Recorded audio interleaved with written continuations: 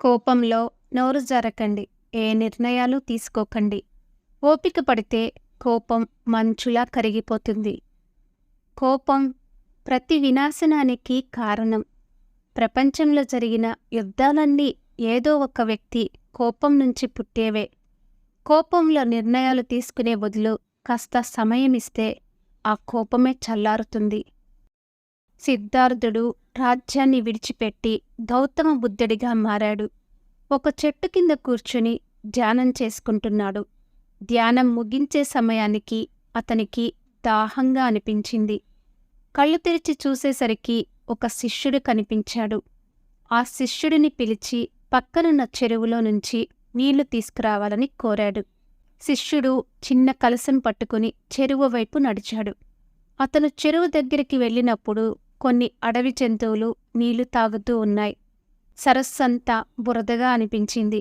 వెంటనే బుద్ధుడి వద్దకు వచ్చాడు. క్షమించమని అడిగాడు.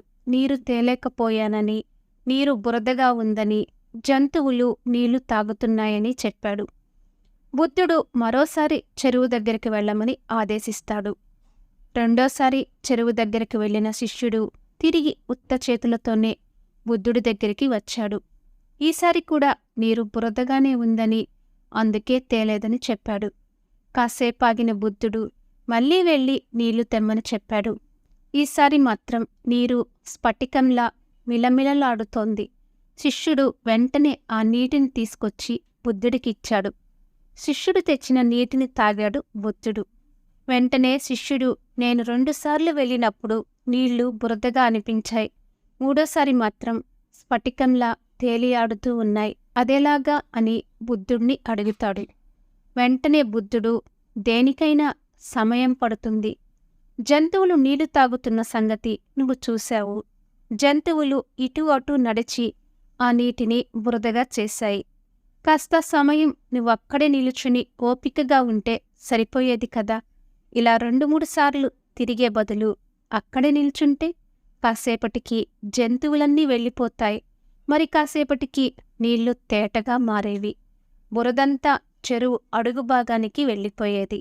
ఆ సమయాన్ని నువ్వు ఇవ్వలేకపోయావు. అందుకే ఇన్నిసార్లు తిరగాల్సి వచ్చింది అని వివరించాడు. తన శిష్యులందరినీ పిలిచాడు గౌతమ బుద్ధుడు. ఓపిక, సహనం ఎంత ఎక్కువగా ఉంటే జీవితంలో అంత ప్రశాంతంగా ఉంటారని వివరించాడు. కోపం వచ్చినప్పుడు కాస్త ఓపికగా ఉంటే ఆ సమస్య పరిష్కారం అయిపోతుందని, కొన్ని క్షణాల పాటు కోపాన్ని నియంత్రించుకోలేకపోవడమే ప్రపంచంలోని ఎన్నో వినాశనాలకు కారణమని చెప్పాడు. మనిషికి ఉండే షడ్గుణాలలో కోపం కూడా ఒకటి. మన మనసుకు నచ్చనిది జరిగిన వెంటనే ఈ కోపం వచ్చేస్తుంది. కోపం ఉద్రేకంగా మారిపోతుంది. పురాతన కాలం నుంచి కోపం కారణంగా ఎంతోమంది ఇబ్బందులు పడ్డారు. ఎంతోమంది చెడ్డ పేరును తెచ్చుకున్నారు. కోపం వచ్చినప్పుడు ఆవేశానికి లోను కాకుండా కాసేపు మీ మనసుకు సమయాన్నివ్వండి. అది శాంతపడిపోతుంది. కోపం చల్లారిపోతుంది. ఎటువంటి వినాశనాలు జరగవు. ప్రతి మనిషికి కోపం ఉంటుంది. అది సహజ ఉద్వేగం.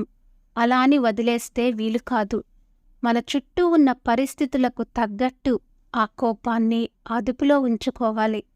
కోపాన్ని అదుపులో ఉంచుకోవాలంటే సహనం, ఓపిక కావాలి. అలాగే కోపం వచ్చినప్పుడు ఆ ఓపిక, సహనంతోనే నోరు జారకుండా ఎలాంటి నిర్ణయాలు తీసుకోకుండా ఉండాలి. కోపంపై అదుపు సాధిస్తే జీవితంలో మీరు ఏదైనా సాధించగలరు. ఎవరితోనూ మీకు విరోధం ఏర్పడదు. ప్రశాంతంగా జీవించే అదృష్టం మీకు దక్కుతుంది. కోపాన్ని జయించినవాడు ఈ ప్రపంచాన్నే జయించినట్టు. కోపం వల్ల ఆరోగ్యపరంగా ఎన్నో నష్టాలొస్తాయి. ఆరోగ్యాన్ని కాపాడుకోవాలంటే కోపాన్ని అదుపులో పెట్టుకోండి. ఎదుటివారిపై కోపాన్ని ప్రదర్శిస్తే మీకు ప్రశాంతంగా అనిపించవచ్చు, కానీ ఎదుటివారికి ఎంతో బాధను కలిగిస్తుంది. అదే పనిగా కోప్పడ్డం వల్ల మీ ఆరోగ్యం కూడా చెడిపోతుంది.